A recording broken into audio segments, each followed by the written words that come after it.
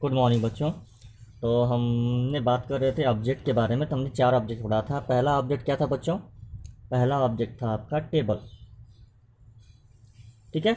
दूसरा ऑब्जेक्ट क्या था बच्चों? दूसरा ऑब्जेक्ट आपका था क्यूरी। थर्ड ऑब्जेक्ट क्या था बच्चों? फॉर्म। और फोर्थ क्या है आपका? रिपोर्ट। ठीक है। अब बच्चों इनमें क्या है, तो टेबल के मैंने बारे में डिस्कस कर लिया, जहाँ पे क्या क्या चीज़ें होती हैं। आप टेबल एक नॉर्मल जानते हो ना। टेबल में क्या होगा? रो होगा, क्या होगा? कॉलम होगा, और क्या होगा? सेल होगा। तो यहाँ पे हम लोग यहाँ पे एम एस एक्सेस में, क्योंकि वहाँ तो एक्सेल में रो कॉलम सेल बोल देते थे, यहाँ पे एक्सेस को रो में क्या बोलेंगे, कॉलम को क्या बोलेंगे, और इसको क्या बोलेंगे। ठीक है। तो रो है, रो को हम लोग रिकॉर्ड बोलते हैं। अगर रो में कोई रखा हुआ है पूरा डिटेल तो वो रिकॉर्ड कहलाएगा। अगर कॉलम में है बच्चों तो उसको हम लोग फील्ड बोलेंगे, और जो सेल में है वो तो सेल ही कहलाएगा। ठीक है। या इसमें अब जहाँ एक डेटा लिखा होता है, जो डेटा होता है उसको हम लोग डेटा आइटम बोलते हैं, डेटा आइटम्स बोलते हैं। ठीक है ना बच्चों। अब बात आ रही है कि मान लो एक टेबल है, यह सामने देख रहे हैं ना? एक टेबल है, इस टेबल में एक इन्फॉर्मेशन रखी गई है। इस टेबल में देखो डिस्क्रिप्शन, डेटा टाइप और आपका साइज रखा गया है। ठीक है।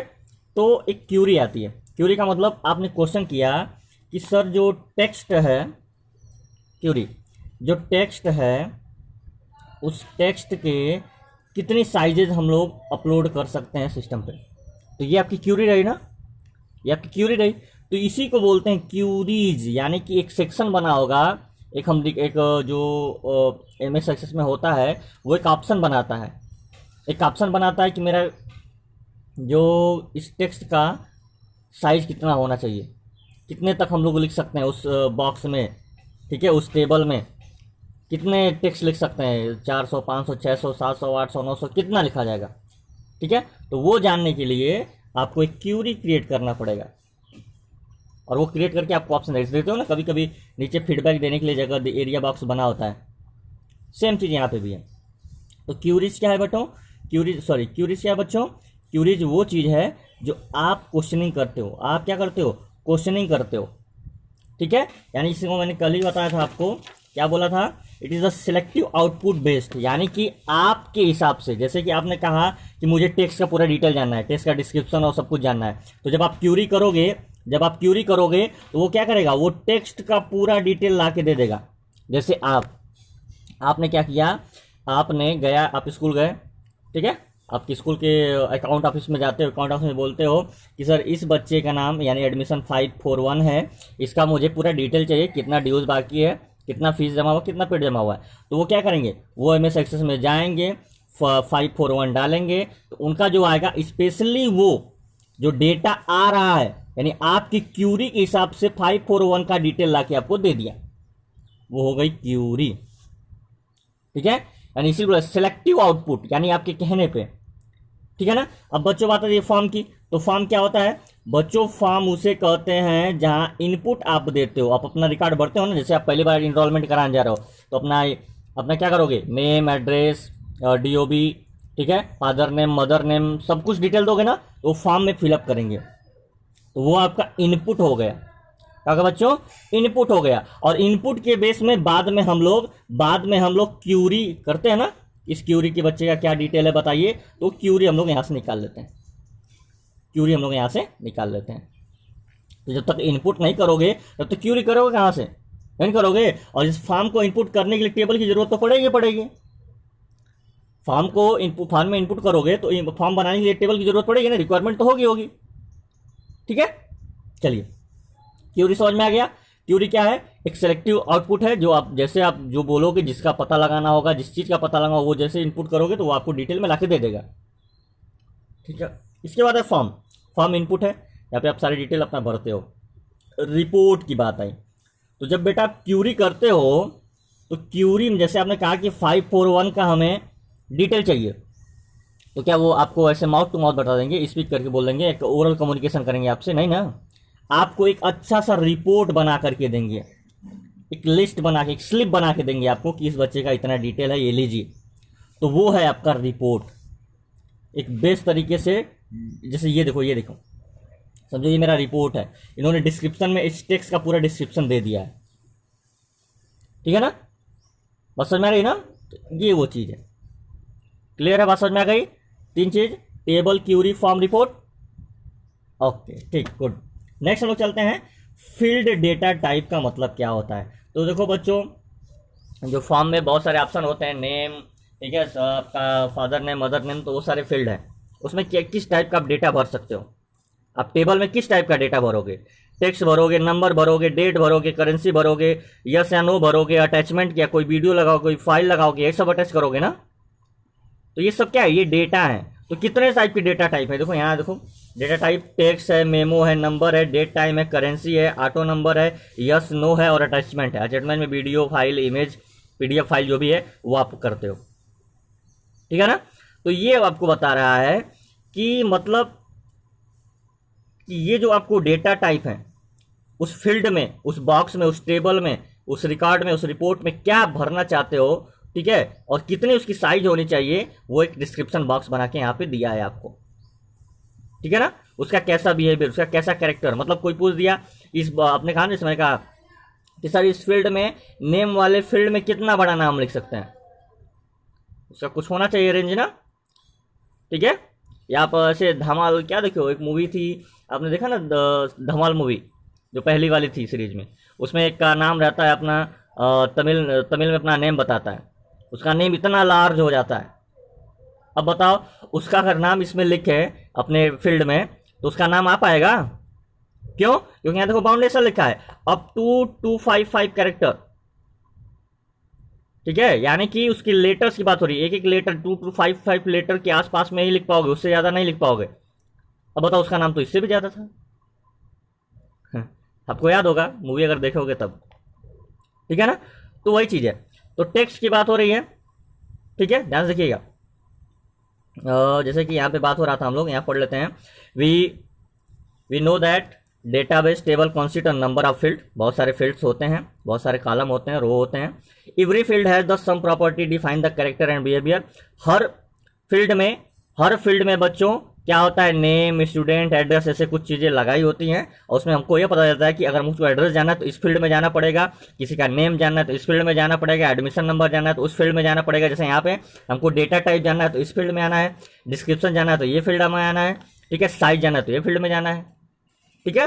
तो अलग अलग फील्ड के अलग अलग बिहेवियर होते हैं, ठीक है। और सबसे बात है कि most important property field is the data type field determine the what kind of data can store, और उससे हमें पता चल जाता है उसके फील्ड के मेन हेडिंग को, मेन प्रॉपर्टी को देख के ये पता चल जाता है कि इसमें किस टाइप का डेटा स्टोर किया गया होगा। जैसे यहां बोला गया डेटा टाइप ना, तो इसका मतलब इसमें डेटा टाइप के नेम लिखे होंगे। यहाँ डिस्क्रिप्शन लिखा है ना, तो कहा जो बगल में उसके होगा उसका डिस्क्रिप्शन दिया होगा। यहाँ साइज लिखा है ना, तो यानी सभी डेटा टाइप के साइज लिखा होगा, ठीक है बच्चों, तो ना, तो ये चीजें हैं, ठीक है। जैसे आप नेम लिखते हो, तो अगर मान लो स्टूडेंट नेम मैंने लिख दिया, तो उस वाले फील्ड में क्या भरोगे, स्टूडेंट का नेम ही भरोगे ना। अगर मैंने लिख दिया एड्रेस, तो एड्रेस वाले फील्ड में क्या भरोगे, स्टूडेंट के एड्रेस ही भरोगे ना, ठीक है। तो वही कह रहा है कि उसके प्रॉपर्टी से ही पता चल जाता है कि इस फील्ड में क्या भरना है, किस टाइप का डेटा स्टोर करना है, ठीक है ना। तो कौन कौन से डेटा टाइप होते हैं, या तो हम लोग टेक्स्ट भरते हैं, जैसे स्टूडेंट का नाम लिखना होता है, ठीक है। अब देखो एमएस एक्सेस में याद रखिएगा कि अप टू 255 कैरेक्टर का मतलब एक एक लेटर की बात हो रही है, 255 लेटर हम उसमें फिल कर सकते हैं, समझा ना, इसके आसपास में फिल कर सकते हैं, वही चीज है, ठीक है। इसमें क्या होना चाहिए, कॉम्बिनेशन क्या होना चाहिए, इसमें लेटर भी हो सकता है, इसमें नंबर भी हो सकता है, इसमें स्पेस भी दे सकते हैं, और स्पेशल कैरेक्टर जैसे कि @ है, ठीक है, @ है, आपका कुछ सिंबल्स होते हैं, स्पेशल सिंबल्स होते हैं, उन सबको हम लोग यहाँ लिख सकते हैं, वो सब टेक्स्ट में आते हैं, ठीक है ना। जैसे नेम लिखते हो, एड्रेस लिखते हो, तो उसमें ये सब लेटर या नंबर या स्पेस ऐसे कुछ चीजें आती हैं, तो इसको लगभग मैक्सिमम तुम 255 कैरेक्टर्स फिल कर सकते हो, ठीक है। तो ये टेक्स्ट एक साइज हो गया।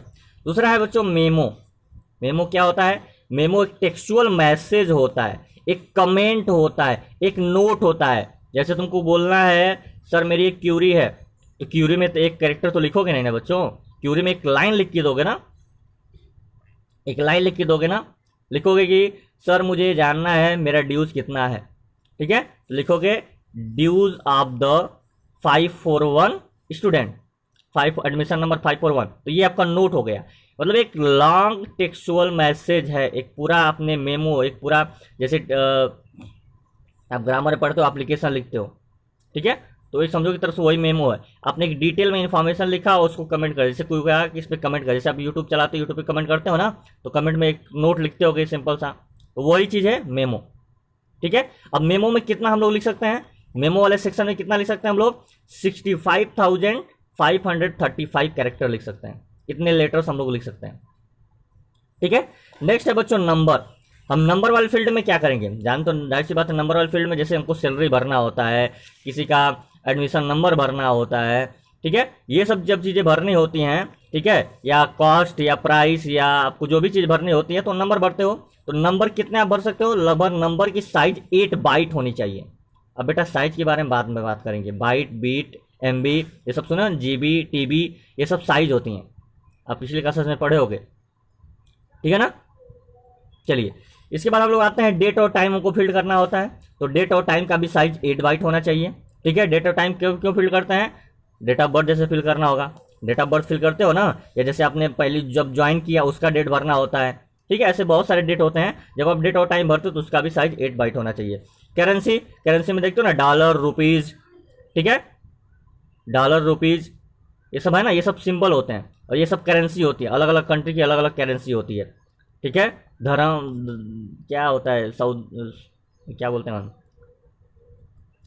जो भी है, मतलब हर जगह में अलग अलग करेंसी होता है, तो कुछ करेंसी के सिंबल्स हैं, ठीक है। तो जब करेंसी भरोगे तो उसका भी साइज 8 बाइट होना चाहिए, ठीक है ना, सुना है ना आप लोग को पता है रुपीज का कैसा होता है सिंबल, ठीक है, ये तो डॉलर का है। इसके बाद ऑटो नंबर।